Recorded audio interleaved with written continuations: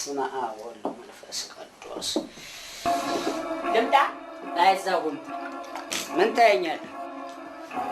ማን ነው አንተ ራስህ ማን ነህ?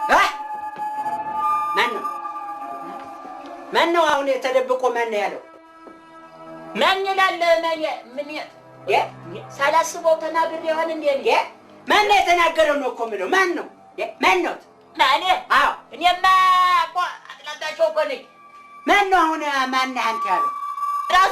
ራሳ እኮ ነው የተናገረ። እንዲሁ እኮ ነው ለሌትም እንዲሁ እኔ እንደውም ጎረቤት ያላኝ የቁራባቸው መስሎኝ ባለፈው እንዲሁ በቃ ቁጭ ብዬ እኮ ነው ያደርኩት። ራሷ ናት እኮ ማን ያለችው? እኔ የምልዎት ይሄ ተርሷ ድምፅ ነው ተርሷ ውስጥ ነው የወጣው እያልኩት። አይማ ብዙ ያስከፍላል። ሳይሻላት እንጂ እኔ የፈለጉትን እከፍላለሁ አልኩ እኮ አይደል እንዴ? ሁሉ ድምፅ ብዙ ናቸው። በስመ አብ። ታዲያ የሁሉ ድምፅ እንግዲህ አልሰሙትም እንዴ? አይተዋቸዋል እንዴ? አይ ድምፃቸው እንዲሁ ይናገራሉ እኮ ድምፃቸውማ ያስታውቃል። ታደርገት ይሻላል። ማን ተናገር? ማን አንተ ራስህ ማን ነህ? ራስህ ማን ነህ እንዴ? እሳቸውማ እኮ መምህር ለጥ ይበሉ። መምህር ለጥ ይበሉ እኮ ናቸው። አዎ መምህር ለጥ ይበሉ እኮ ነኝ። እሺ መምህር ለጥ ይበሉ። አቤት አቤት። ምን ነው የት ያውቀኛል እንዴ?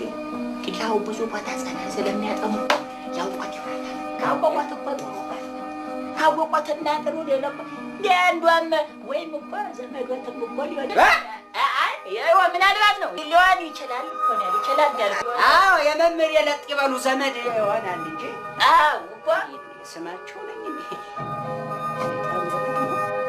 አቤት ጠሮኝ። እሺ አሁን ብን ብሎ ነው የሚጠፋው። ልጅቷታ ማን ነው? ዲያብሎስ ነኝ። እሺ እንግዲህ ዲያብሎስ ምን አልክ አንተ? ስምን ቄስ ይጥራው። አይ ዲያብሎስ ስሙን ቄስ እንዴት ይጠራዋል? እሱ ራሱ ቄስ እኮ ነው። አውቆ ሲያጭበረብር ነው እንጂ ሲያጭበረብር ነው እንጂ እናፍለዋለሁ እንጂ መች ለቀዋለሁ። ማን አንተ? ማን ትለቃለህ? አትለቅም? አልለቅም። ምን አለ? አልለቅም። ለምንድን ነው የማትለቃት? ልቀቅ እንጂ ምን ችግር ያደርጋል? አዎ ችግር አትበል፣ ልቀቅ። አንገትህን ሳልበጥሰው ከዚህ ቤት ውጣ።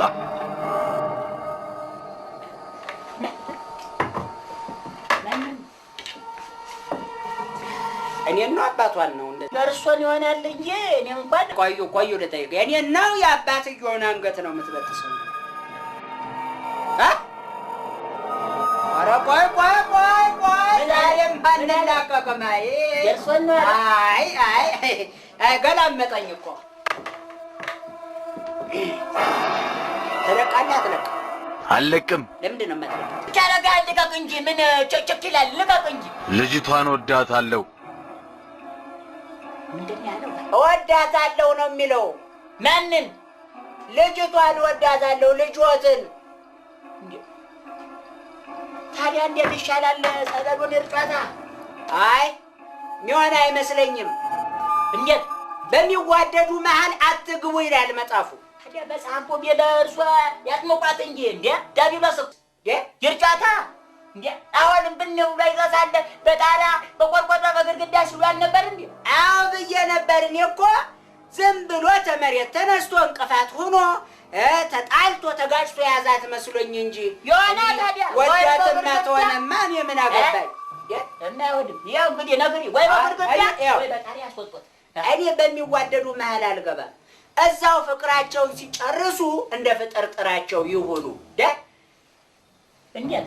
አይ እኔ ያለሁበትም ስሙ።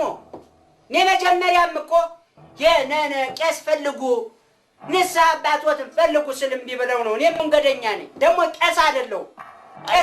ይኸውልዎት በማያገባኝ ገብቼ በፍቅር መሃል ገብቼ የተፈነከትኩ ሰው ነኝ እንጂ ቄስ አይደለሁም።